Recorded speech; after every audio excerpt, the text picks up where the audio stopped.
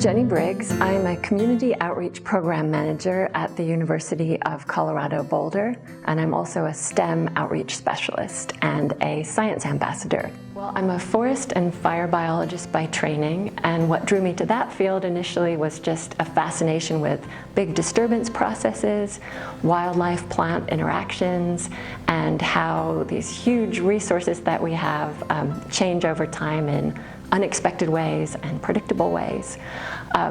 I did a lot of collaborative science with partners here in Colorado, and I got really interested in the people side of fire and forest management, and so ultimately I transitioned into an outreach and engagement role so I can work on that more explicitly.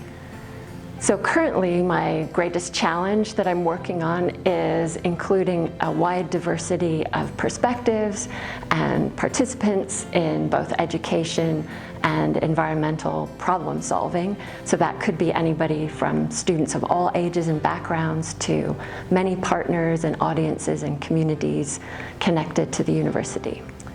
I've had several rewarding experiences in my career. One, I would say, is successfully catalyzing collaborations among different groups of scientists and resource managers. Another is catalyzing new opportunities for students who hadn't had access to higher education before. And recently, specifically, I accepted a fellowship from the AAAS, American Association for the Advancement of Science, to be a STEM ambassador for girls and women in traditionally male-dominated fields like forestry and fire. So I'm really excited about that. I think one of the big goals for the future in the field of forest and fire science could be learning from the successes and best practices in other hazard disciplines. So things like earthquakes, hurricanes, floods.